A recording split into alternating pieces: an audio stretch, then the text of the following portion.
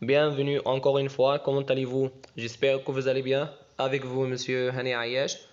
Aujourd'hui, nous allons continuer la méthode bienvenue pour troisième préparatoire. هنكمل إن شاء الله منهج bienvenue للصف الثالث الإعدادي. وهنبدأ النهاردة مع بعض إن شاء الله بأونيتي 5 أونيتي 5 الوحدة الخامسة في الترم الثاني بعنوان Le Château.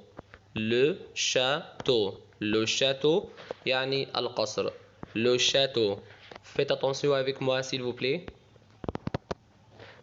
Un doc, un doc, un souvenir, un souvenir, un fondateur, un fondateur, un sommet, un sommet, un chef d'œuvre, un chef d'œuvre, un état, un état, un guide, le lendemain, le lendemain, un visage, un séjour, les yeux, les cheveux, le nez,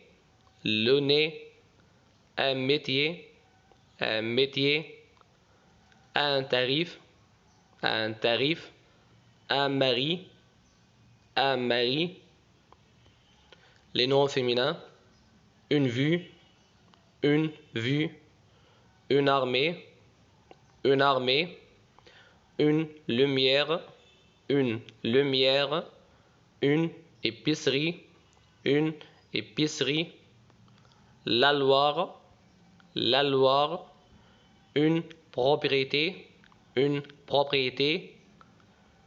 mosquée, une bouche, une boucherie, une citadelle, une montagne, les verbes oublier,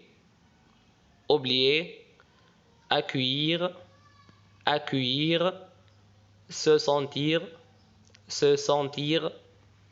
représenter, moderniser, donner sur, rappeler, distinguer, penser, croire, fonder, inaugurer, comprendre, rare, sympa,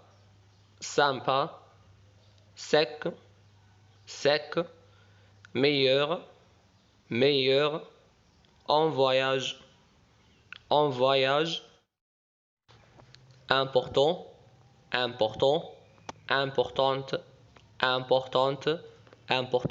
pour le masculin, importante pour le féminin, militaire, vivant, carré, ovale, rond pour le masculin, ronde pour le féminin, ronde, court pour le masculin, courte pour le féminin, courte, long pour le masculin, longue pour le féminin, longue, gros masculin, grosse féminin, grosse, supplémentaire, spécial, en groupe, faire partie de, à l'intérieur, au début de, avoir le temps. Salut encore une fois, comment allez-vous? J'espère que vous allez bien.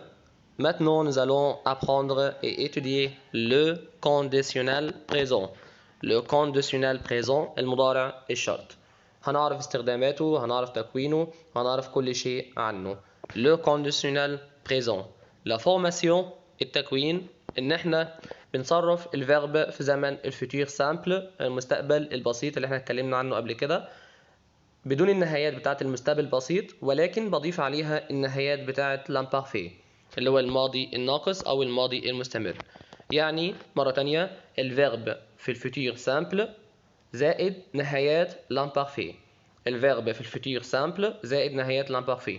نهايات l'imparfait اللي هي موجودة قدامنا مكتوبة بالأحمر: je, AIS, tu, AIS, il, elle, on, AIT, nous, IONS, vous, IEZ, il avec S, elle avec S, AIENT. هما دول نهايات l'imparfait الماضي الناقص. نخلي بالنا ان الافعال البرومي جروب والدوزيام جروب المجموعه الاولى والمجموعه الثانيه reste sans aucun changement بتفضل بدون اي تغيير بلس les terminaisons زائد النهايات. يعني لو يجي لي مجموعه اولى او مجموعه ثانيه بضع الفيرب زي ما هو، كل اللي عليا ان انا بضيف الترمينيزون بس. exemple ici: je souhaiterais acheter une voiture. فيرب souhaiter فضل زي ما هو بدون أي changement بلس للترمينيزون زائد النهاية اللي هي AIS علشان هنا في كلمة je. Je souhaiterais acheter une voiture. أتمنى إن أنا أشتري عربية. الأفعال المنتهية بالRE بتاعت التروازيم جروب بنحذف منها الE زائد إن إحنا بنضيف الترمينيزون على طول. exemple: le verbe prendre. Je prendrai la voiture. حذفنا الE وضفنا الAIS بتاعت je. prendre, je prendrai la voiture. أفعال التروازيم جروب المجموعة الثالثة اللي هي تعتبر أفعال irrégulier خارجة عن القاعدة لازم نحفظها زي ما هي. être بيبقى كلمة sœur. faire, faire, voir, vers, avoir, or, vouloir, voudre, pouvoir, pour, devoir, d'œuvre, recevoir, recevoir, venir, viendre, envoyer, envers. كل الفيرب دي كلها تتحول بالشكل اللي هو قبل البوان ده زائد الترمينيزون النهايات اللي بتضاف ليها. être, sœur, faire, faire, voir, vers, avoir, or, vouloir, voudre, pouvoir, pour, devoir, d'œuvre, recevoir, recevoir, venir, viendre, envoyer, envers. كل ده زائد الترمينيزون النهايات اللي احنا قلنا عليها من شوية: AIS مع je, AIS مع tu, AIT مع il, elle, on, IONS avec nous, IEZ avec vous, AIENT مع il avec S و elle avec S. الأزاج استخدام الكونديشنال بريزون. أول حاجة إن احنا بنعبر بيه عن désir، عن رغبة.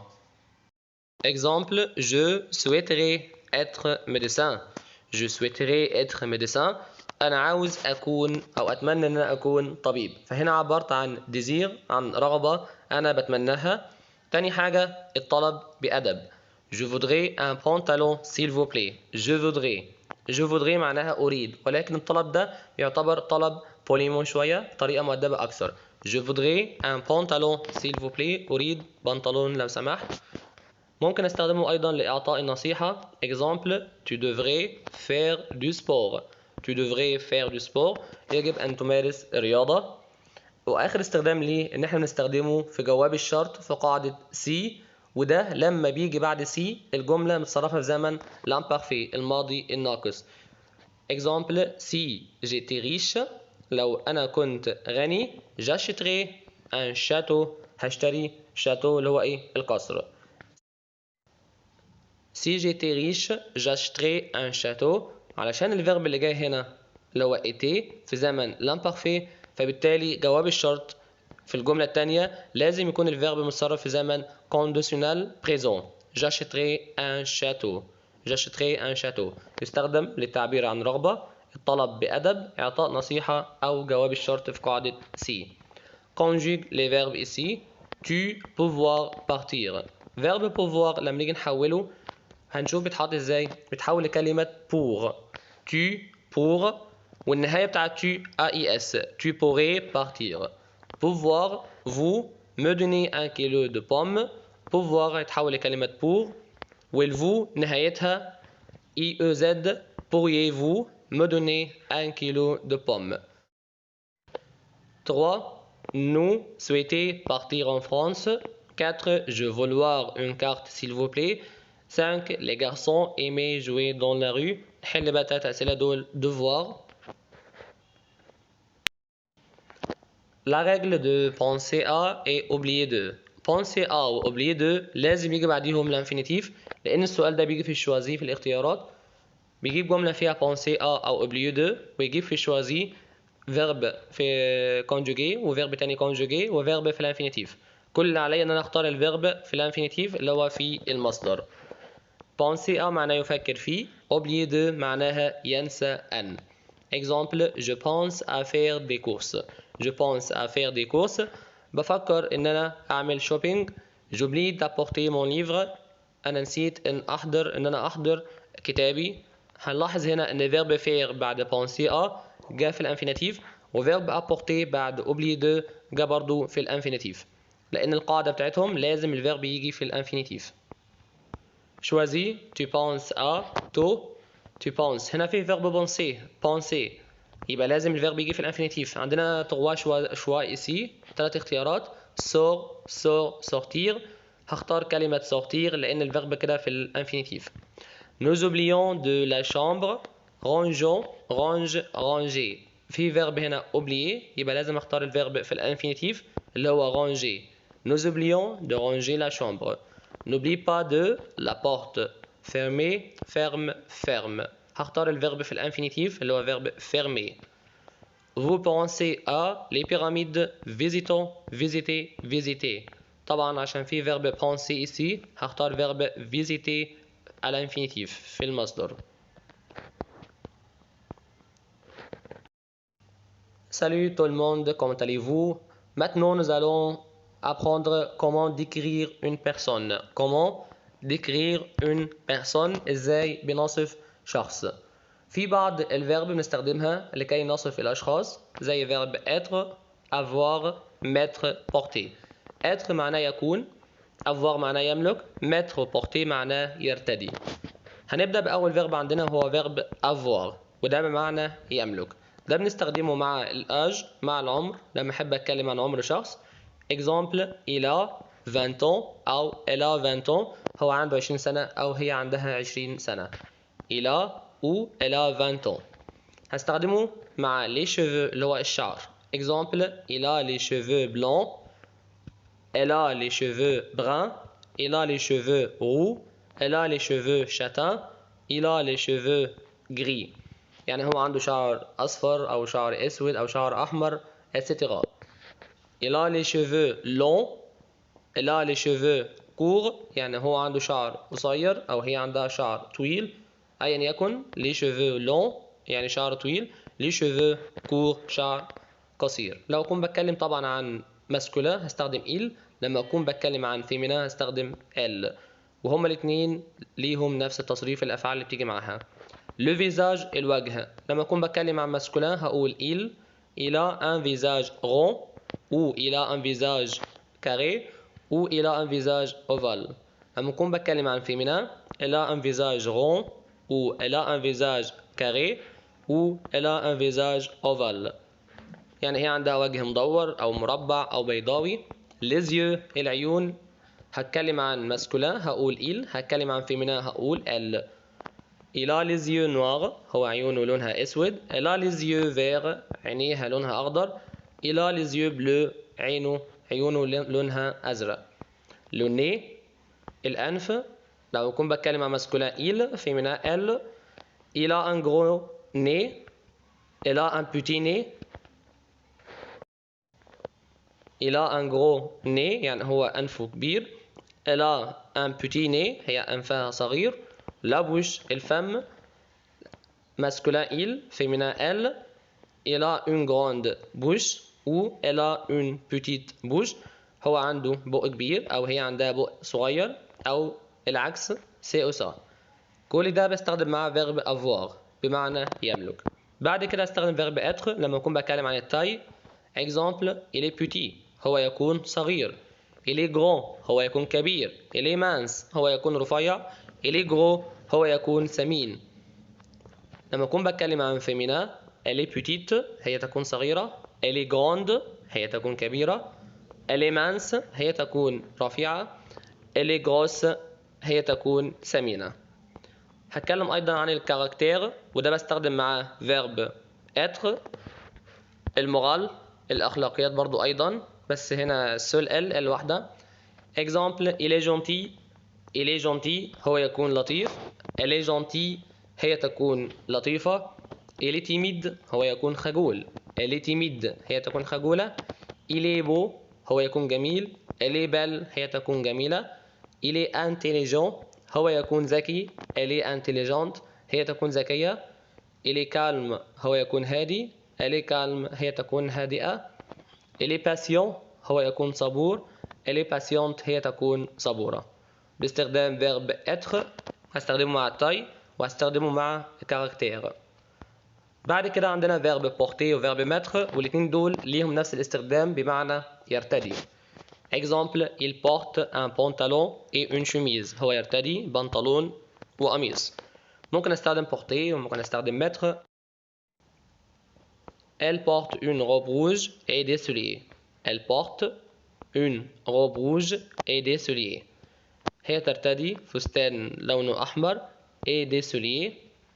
il met un costume et une cravate. il met un costume et une cravate هو يرتدي بدلة وكرافتة. elle met une jupe noire et une blouse blanche.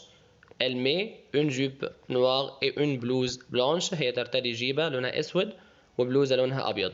هنلاحظ هنا إن اللون لازم يجي بعد الاسم ما ينفعش يجي قبل الاسم. exemple une jupe noire جيبة سوداء. pantalon robe rouge فستان لونه أحمر. بلوز بلانش بلوزة لونها أبيض. لازم اللون يجي بعد الاسم.